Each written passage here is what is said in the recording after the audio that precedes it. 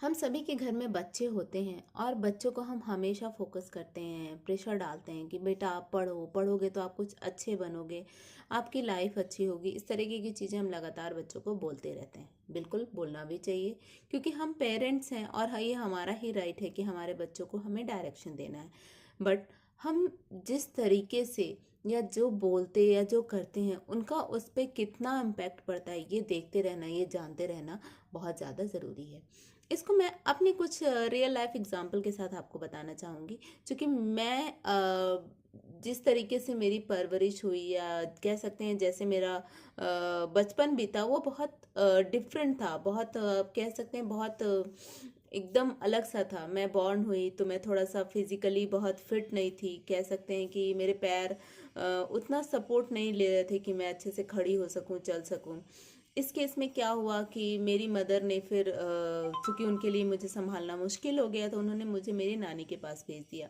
मेरी नानी ने मेरा टेक केयर किया। She is actually a very good lady, और आज मैं उन्हें बहुत बहुत ज़्यादा याद करती हूँ।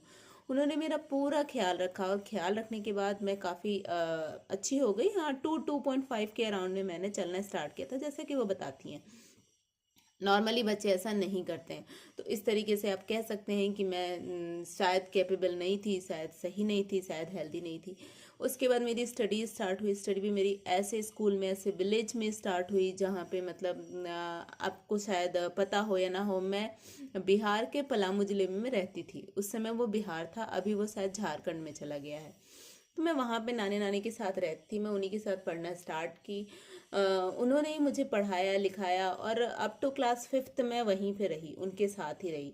उसके बाद मुझे मेरे पेरेंट्स लेकर आए, क्योंकि वहाँ मैं पढ़ाई नहीं कर पा रही थी।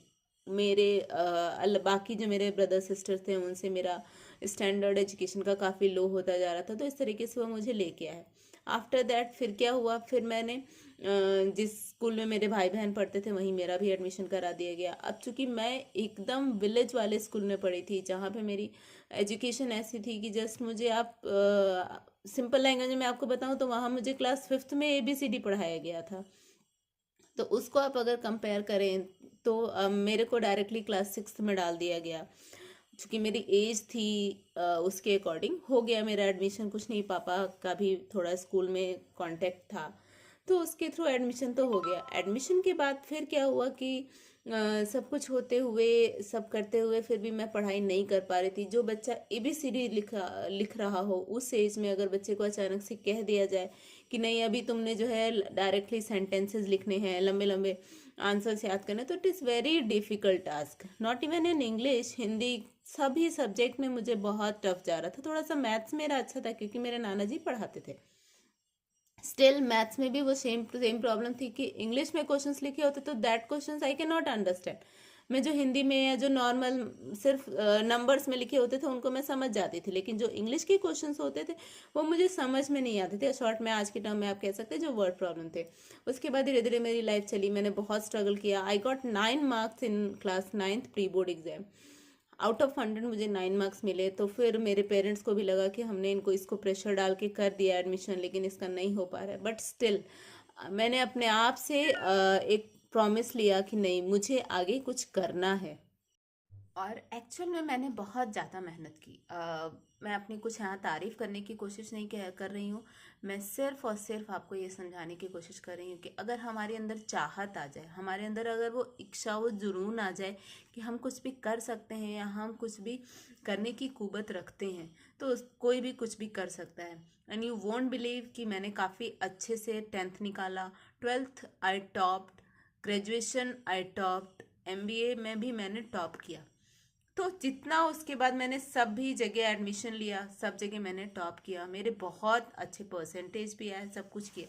अभी इन सब का रीज़न या इन सब का मतलब अगर हम एक्चुअल अगर एक वो निकालना चाहें कि ऐसा क्या हुआ या ऐसा कौन सा जादू हुआ या मुझे किसने पढ़ाना अचानक से ऐसे स्टार्ट किया कि मैं इतना अच्छा स्कोर करें, तो मुझे किसी ने कुछ पढ़ाना कुछ करना ऐसा कुछ भी स्टार्ट नहीं किया। No one look after me, no one take care of me, कुछ भी ऐसा डिफरेंट नहीं हुआ।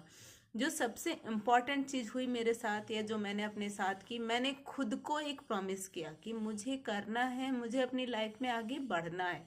और जब मैंने वो प्रॉमिस किया तो मैं एक्चुअल में कर गई।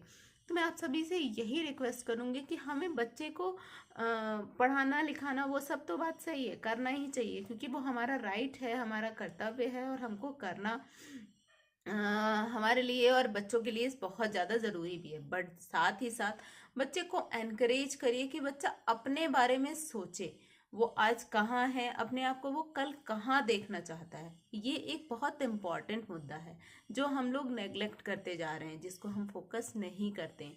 तो मैं आप सबसे रिक्वेस्ट करती हूँ कि बच्चों को पढ़ाइए लिखाइए, लेकिन डेली एक या हफ्ते में ही सही एक दिन एक मॉरल बच्चे